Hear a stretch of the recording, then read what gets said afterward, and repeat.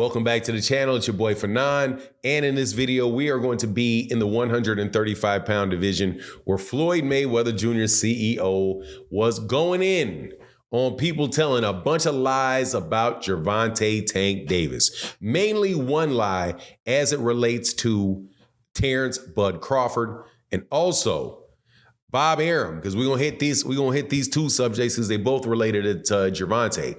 And another person going by the name of Monster Inoue is never going to fight Gervonta Davis because Bob Arum has admitted that would be a stupid fight for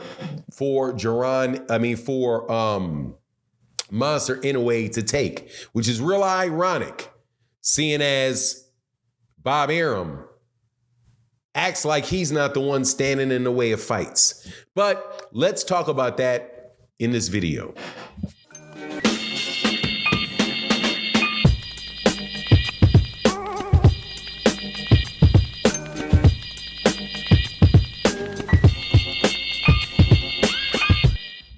All right, welcome back to the channel. It's your boy Fanon, and in this video, we're going to be in the 135-pound division and 147-pound division and 122-pound division all at the same time, because I've been having a lot of dumb conversations with boxing fans and certain YouTube channels that you probably never heard of that will never have the nerve to actually get on the channel and debate me. I would say your name, but I know you're scared, young man, and you really don't want this smoke. So just seeing as I know you watch the videos, just understand that I'm talking about you. That said, though, welcome back to the channel. If you are new to the channel, please accept my invitation to hit the subscribe button, hit the bell icon so you can be notified of when we release more videos. And if you're a longtime subscriber and supporter of the channel, thank you so much for your support. It really does mean a lot, especially during these times we don't really have a lot of fights. Thank you for continuing to chop it up with me about this boxing. And thank you to everybody that supports in the super thanks of videos like this. The king of it is most definitely Mr. Pragmatic and my guy, Matty Yo. Thank you so much. And shout out to all my Bison brothers, all the HU grads out there in the world, and all the noobs out there too. You guys support big time, so thank you. All right, look, gotta say thank you to the sponsor of this video, Boxing Showtime's app, and I want to introduce you to this really great app for hardcore boxing fans that want to know everything that's going on in boxing. It's a very accessible app right in your hands that you are able to see all of the upcoming fights, that are around your neighborhood, the ones that are going on at bars near you, boxing updates, boxing news, boxing profiles, tales of the tape, boxing tickets, official highlights, official replays. You got a dark mode if that's how you like to look at your screen, a bar locator, everything that you need to be to allow you the most access possible and information possible for the sport that we love. Also, there's a promotional code that you can use, Fanon that will allow you to have access to the premium features of the app, as well as a 14-day trial for the premium features of that app. Very inexpensive monthly fee. So make sure you guys go check that out. Does support the channel. Thank you.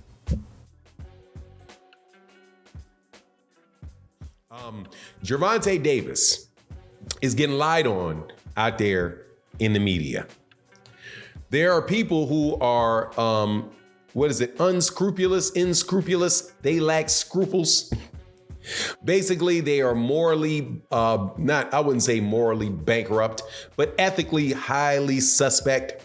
You know, people that take sound bites of you when you're joking, and before you start laughing and saying, I'm just playing, they cut that soundbite out and they throw it up on Twitter. And then they try to hold you responsible for that some years later, knowing full well that they didn't listen, that they are misleading what he actually meant. So Gervonta Davis was talking on a show, and I can't remember what the name of the show is. However, there was a period of the video of this conversation that he was having. I think it was on Chicken Talk. Shout out to Lefty of Chicken Talk. Hope you guys are doing well over there. He said, yeah, I got you. Somebody said to him, I got you knocking out Terence Crawford in 5 rounds. And then Gervonta Davis said, yeah, man, I got him in 6. And then he starts to laugh. He takes a second and he starts to laugh and he's, man, I'm just effing around. I'm just effing around, which is something that is obviously true. So the Breakfast Club does an interview with Terence Crawford and asked him about fighting Javonte Davis because Gervonta said he would knock him out in 6 rounds. Now, anybody that will actually listen to the conversation that took place knows that's not what he meant. He was joking. Because Javonte Davis, when he was asked several years ago about moving up to fight Keith Thurman, said, what do you think I am, Superman? This man is a 130-pounder who's fighting at 135 pounds. Now, for people like the host of The Breakfast Club, or other people who do not necessarily really pay very close attention to boxing, they just kind of hear on the outside what's going on. They don't know they don't know about weight classes and the actual size of fighters, and how there are certain fighters that can be very, very good fighter in their weight class, but are not going to go up and fight guys at certain sizes. And obviously there's a lot of people who do pay close attention to boxing that still don't understand that. So Leonard Ellerby, who is the CEO of Mayweather Promotions, basically was having a field day on people, explaining to them on Twitter that Gervonta Davis is a 135-pounder. And that Terence Crawford is a 147-pounder. And that's it. Not going to happen. Silly conversation to have. And why is that? Because Gervonta Davis is too small for Terence Crawford. Now, if you do not understand this, then you have to, let me give you a more graphic and exaggerated deal. Slightly more exaggerated, but not much. Terence Crawford is the #1 fighter in the world, skill-wise, performance-wise, all of that, in my opinion, without a doubt. Don't think there's any doubt about it. Pound for pound, #1 guy. He fights at 147. He's the undisputed champion at 147. He was a champion, undisputed champion at 140 pounds. Now, there's a fighter who was up, let's count the weight classes. 154, 160, 168. We'll just move it up one more weight class for you. One more weight class. And give you the name of a young man goes by the name of David Morrell. David Morrell I don't think David Morrell has 10 fights yet, if he has 10. He's the WBA world champion, and he's from Cuba. And no one has him anywhere near a top 10 pound for pound list. And I assure you, Terence Crawford would never in his life get in a ring with that kid, because he will get beat half to death by David Morrell. Because David Morrell is about 6'1". And I'm sure he's walking around somewhere around 190 pounds, 185 pounds. And Terence Crawford could hit him with whatever Terence Crawford wanted to hit him with, and it is not going to have the same effect as it would have on anybody at 140, 147, or 154, maybe not even 160. Why? Because he is just so much bigger, and he is skilled enough to land shots on Terence Crawford and to hurt Terence Crawford. And why is that? Because there are weight classes for a reason. Same thing with David Morrell trying to go fight Deontay Wilder at heavyweight. Andre Ward one time at heavyweight said that he would be willing to fight Anthony Joshua at heavyweight. Said he'd be willing to do it. Now, why would he say that he would do it? Because there's some skill gaps there that Andre Ward believes that he could take advantage of. But when he was asked about, would you fight Deontay Wilder, he got real respectful real quick and said, I'm not crazy. Why? Because Deontay Wilder, despite the massive amount of skill superiority that Andre Ward has, Andre Ward knows full well that he's going to get something landed flush on his gloves and he's going to get knocked out. The man is too much physically for him. And that's what the situation is with Terence Crawford and Gervonta Davis. He is physically too much for Gervonta, and Gervonta knows it, which is why Gervonta backed up real quick and said, I'm just joking. Same thing that Bob Arum said about Monster Inoue.